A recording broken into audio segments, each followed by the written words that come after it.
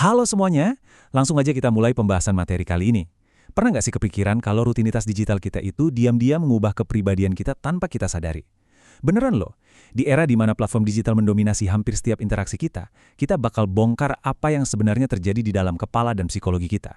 Dan yang paling penting, gimana caranya kita bisa menemukan kembali keseimbangan di tengah semua kebisingan ini? Yuk kita mulai. Bagian 1.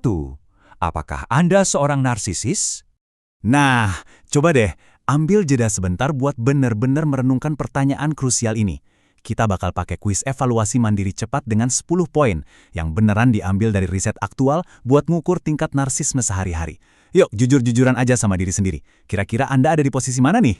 Aturannya gampang banget. Cukup tambahin 1 poin buat setiap pernyataan yang paling pas ngegambarin diri Anda. Coba cek, mulai dari yang suka banget jadi pusat perhatian, ngerasa lebih oke dari orang lain, selalu butuh validasi atau pengakuan, sampai yang ngerasa susah banget buat sekedar pura-pura rendah hati. Coba dihitung, ada berapa ciri yang cocok banget sama Anda? Udah dapat angkanya? Disimpan dulu ya. Oke, saatnya kita lihat hasilnya. Kalau skor Anda cuma 0-3, wah, Anda ini pengecualian budaya yang super langka. Mungkin Anda adalah manusia rendah hati terakhir di muka bumi ini. Kalau skornya 4-6, berarti Anda rata-rata. Kata rata-rata ini mungkin dibenci banget sama seorang narsisis. Tapi percaya deh, di konteks ini itu adalah hal yang bagus. Tapi, kalau skor Anda tembus 7-10, nah ini dia. Anda adalah profil pelanggan yang benar-benar sempurna buat dicari dan dimonetisasi sama platform media sosial zaman sekarang. Lanjut ke bagian 2, mendefinisikan narsisme digital. Jadi mari kita lihat lebih dalam. Apa sih sebenarnya narsisme itu? Pada dasarnya ini adalah bagian dari sisi gelap kepribadian manusia. Ini adalah bentuk ego yang gak realistis dan sama sekali gak nyambung sama pencapaian nyata. Ini ibarat pedang bermata dua loh. Di satu sisi, sifat ini bisa bikin Anda jadi sangat antisosial. Tapi di sisi lain anehnya, ini bisa memanipulasi orang lain buat melebih-lebihkan bakat Anda, padahal aslinya mungkin biasa aja. Coba perhatiin deh kontras yang luar biasa mencolok ini. Di dunia nyata atau dunia analog kita, kalau Anda seharian cuma ngomongin diri sendiri dan nuntut jadi pusat perhatian, wah Anda pasti bakal dicap sebagai rekan kerja yang super nyebelin.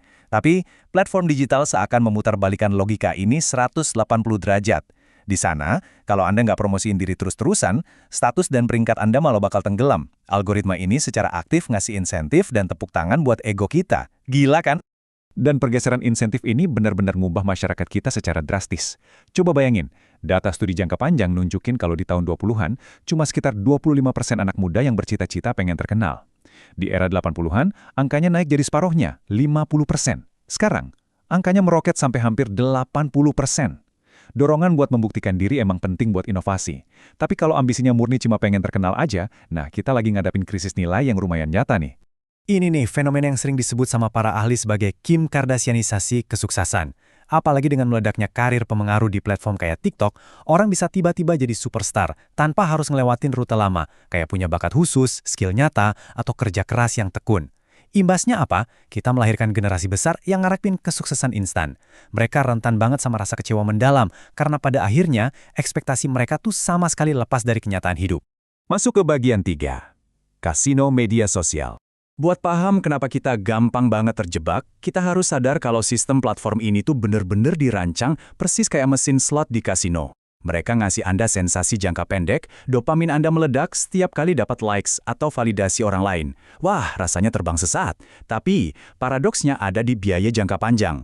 Semakin lama Anda main, Anda jadi makin bergantung sama persetujuan publik. Ujung-ujungnya, Anda malah jadi neurotik dan ngerasa insecure parah. Ya, persis kayak di kasino. Makin lama Anda nongkrong di mejanya, makin besar kemungkinan Anda bakal kehilangan rasa aman itu. Oke, bagian 4. Menemukan kembali kerendahan hati. Kabar baiknya nih, selalu ada jalan keluarnya. Obat paling ampuh buat kondisi modern ini ternyata sesuatu yang super klasik, kerendahan hati. Ingat ya, ini bukan berarti Anda jadi minder atau ngerendahin diri sendiri. Sama sekali bukan. Ini lebih ke kemampuan objektif buat sadar sama batasan diri sendiri. Kalau kita tahu di mana batas kita bisa ngemitigasi risiko dalam situasi apapun. Contohnya nih, kalau Anda sadar presentasi klien besok belum mateng, kerendahan hati bakal mencegah ego Anda buat maju nekat. Anda bakal sadar kekurangan itu, belajar lagi, dan nyiapin semuanya jauh lebih mantap. Semua orang bisa kok ngebangun reputasi jadi pribadi yang rendah hati lewat 3 langkah praktis ini. Pertama, secara sadar kurangi nongkrong di lingkungan online yang toksik dan mancing narsisme. Kedua, perbanyak interaksi nyata secara offline. Balik lagi dah ke dunia analog, ngobrol sama manusia seutuhnya. Dan yang ketiga, nah ini yang paling menantang. Cari orang, entah itu rekan kerja atau mentor, yang berani kasih kritik jujur ke Anda. Serius deh, kita nggak bakal pernah tumbuh kalau cuma hidup di dalam ruang gema yang isinya pujian manis semua. Bagian 5. Cara untuk tampil menonjol. Nah, coba kita bedah gimana cara kita minta masukan atau feedback. Orang narsis itu selalu nyari validasi. Mereka bakal nanya, presentasi saya tadi luar biasa kan? Beda banget sama pemimpin yang rendah hati. Mereka justru bakal nanya, apa ya yang perlu saya perbaiki? Atau, kalau kamu di posisi saya, apa yang bakal kamu lakuin beda? Menerima kenyataan kalau kerjaan kita itu nggak sempurna emang nyakitin ego sesaat. Tapi jujur aja, kemampuan nerima kritik inilah yang secara mutlak ngebedain pemimpin hebat dari kebanyakan orang. Poin kuncinya di sini, sekarang ini kan hampir semua orang di luar sana sibuk banget cari perhatian, terobsesi sama diri sendiri, dan capek-capek jualan citra palsu. Di tengah lautan ego kayak gitu, kerendahan hati Anda justru bakal jadi kekuatan super yang luar biasa. Alih-alih tenggelam, Anda malah bakal makin bersinar. Kenapa? Karena Anda berani tampil beda dan nolak ikutan permainan narsistik yang mati-matian dimainin sama semua orang di sekitar Anda. Jadi, ini membawa kita ke pertanyaan penutup yang paling penting buat dipikirin. Pilihan sepenuhnya ada di tangan Anda. Apakah Anda mau terus-terusan ngejar dopamin sesaat dan terjebak di dalam kasino digital ini? Atau Anda siap melangkah keluar, nerima keterbatasan diri, dan pakai kerendahan hati buat benar-benar mencapai potensi maksimal? Coba deh pikirin gimana caranya Anda minta feedback di kantor besok pagi. Anda beneran bisa memutus siklus toksik ini mulai dari hari ini. Semoga eksplorasi kita kali ini ngasih perspektif baru yang bermanfaat ya.